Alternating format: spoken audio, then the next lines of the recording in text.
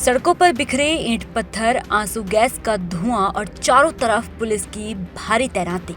ये मंजर है दिल्ली के तुर्कमान गेट का।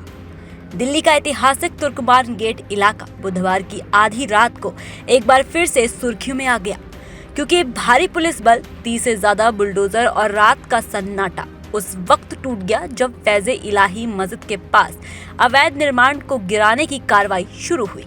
देखते ही देखते विरोध की आग भड़क उठी और करीब 150 उपद्रवियों ने पुलिस टीम पर पथराव कर दिया।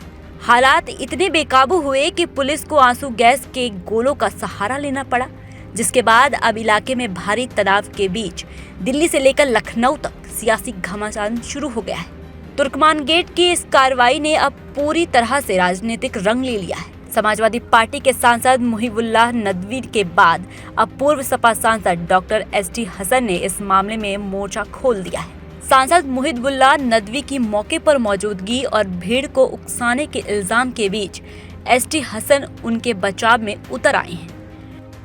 क्या तमाशा बना रखा है? एक पर्टिकुलर वर्ग के लोगों के ऊपर ही बुलडोजर चलेगा और जो अब बीजेपी शासित राज्य हैं उन्हीं में बुलडोजर चलेंगे, मस्जिदों के ऊपर, मदरसों के ऊपर। डॉक्टर हसन ने सीधे गृह मंत्री अमित शाह से उन अधिकारियों पर कार्रवाई की मांग की है जो रात के अंधेरे में बुलडोजर लेकर मस्जिद परिसर पहुंचे थे। सपा नेता का आरोप है कि अतिक्रमण के नाम पर एक विशेष समुदाय को निशाना बनाया जा रहा है, जिससे अब ये मामला दिल्ली की सड़कों से लेकर संसद की दहलीज तक पहुंचने को तैयार है। बुधवार रात के करीब 1 बजे थे जब पूरा शहर सो रहा था, जब तुर्कमान गेट इलाके में 30 बुलडोजर एक साथ आए। लक्ष्य था फैज़े इलाही मस्जिद के पास का अतिक्रमण, लेकिन इस कार्रवाई ने कुछ ही मिनटों में हिंसक रूप ले लिया। स्थानीय लोगों की भीड़ और पुलिस के बीच आमना सामना हुआ, पत्थरबाजी हुई और कई पुलिसकर्मी लहूलुहान हो गए। विरोध के बावजूद एमसीडी ने बारात घर से लेकर डिस्पेंसरी तक को जमींदोज कर दिया, लेकिन पीछे छोड़ दिया तो बस सुलगते सवाल और तनावपूर्ण शांति। रात के 2 बजे वहां पे जाने का तरीका क्या है? क्यों गए थे रात के 2 बजे? और जहां पे ये अफवाह फैल गई कि मस्जिदों के ऊपर बुलडोजर चलेगा, दरगाह पे बुलडोजर चलेगा, 100 साल पुरानी ये सब चीजें हैं, तो मैं ये कहता हूं कि लोग उत्तेजित क्यों हुए? कौन जिम्मेदार है इस बात का? अब पूर्व सांसद डॉक्टर एसटी हसन के इस तीखे सवाल ने प्रशासन को कटघरे में खड़ा कर दिया है कि जहां मुस्लिम आबादियां हैं, जहां मस्जिदें हैं, मदरसे हैं, अतिक्रमण और अवैध या बगैर नक्शा पास कराए हुए तो 90% लोग रह रहे हैं। हालांकि यूपी के डिप्टी सीएम केशव प्रसाद मौर्य का कहना है कि अभी तो कम कार्रवाई हुई है और कठोर कार्रवाई होगी।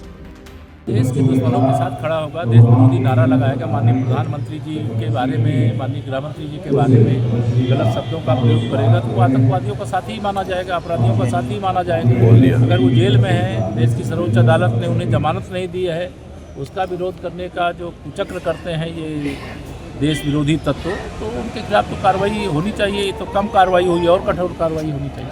इधर ज्वाइंट सीपी मधुर वर्मा के मुताबिक अब तक 5 गिरफ्तारियां हो चुकी हैं और सीसीटीवी से पत्थरबाजों की पहचान जारी है।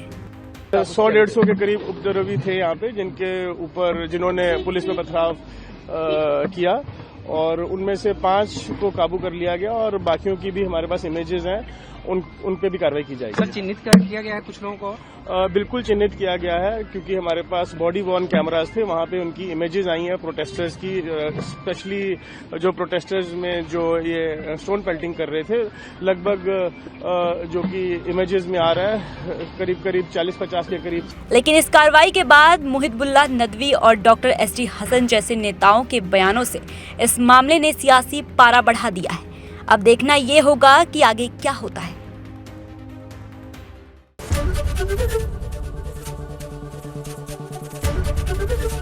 एबीपी गंगा, खबर आपकी, जुबान आपकी।